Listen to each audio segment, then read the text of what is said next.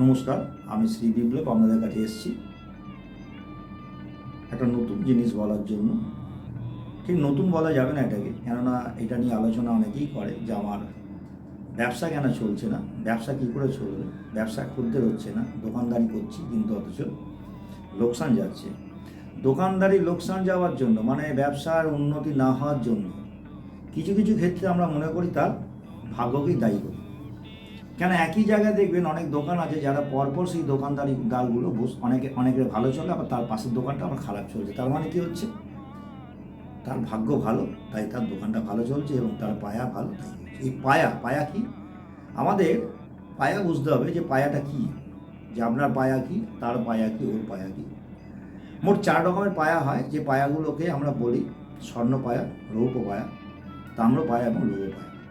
তাই এটা তো একটা হরস্কোপের ব্যাপার গেল, দেখতে হবে যে আপনার নবমপতি, আপনার পঞ্চমপতি, লগ্নপতি কোথায় আছে। এছাড়াও একটা টোটকা আছে, যে টোটকাটা বললে আমাদের খুব ভালো লাগবে।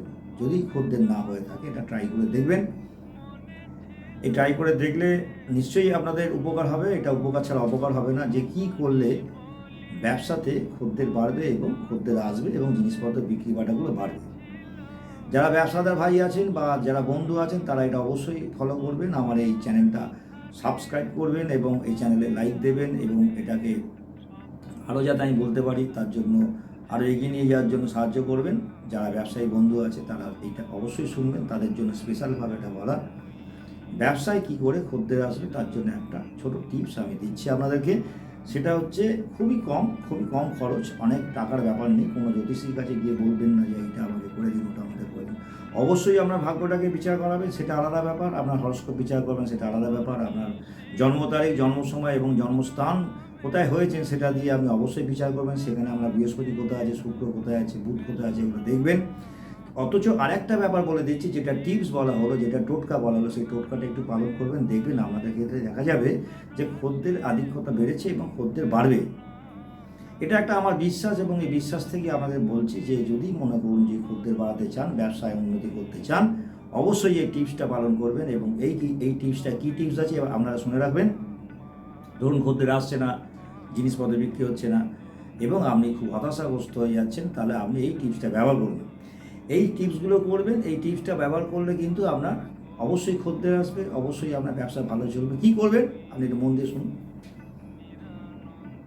শনিবার কিংবা মঙ্গলবার, ভালো করে শুনবেন যে এই টিপসটা কী করবেন। শনিবার কিংবা মঙ্গলবার শুদ্ধ আচারে, শুদ্ধ আচার বলতে গেলে জামা প্যান্ট পরিষ্কার পরে, চান করে, যদি আপনার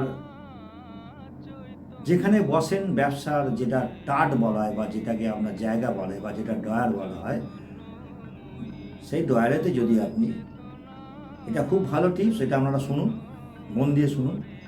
যদি আপনার দোকানে কাস্টমার না আসে তখন কিন্তু এটা অ্যাপ্লাই করবেন।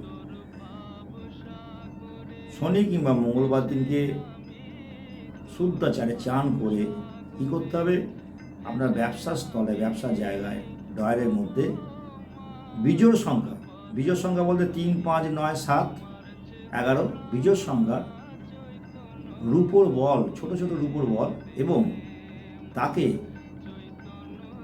সিঁদুর আর তেল হালকা করে একটু দিয়ে, হয়তো 5টা রাখলেন, 5টার বেশি থাকার প্রয়োজন নেই, ওই ডয়ারের মধ্যে ফেলে রাখবেন। ছোট ছোট রূপোর বল সিঁদুরের সঙ্গে রেখে হালকা করে সিঁদুর মাখিয়ে সেখানে বলতে হবে যে কথাটা, সেই কথাটা আমি বলে দেবো, সেটা লেখা থাকবে, আমাকে ফোন করে জানতেও পারবেন।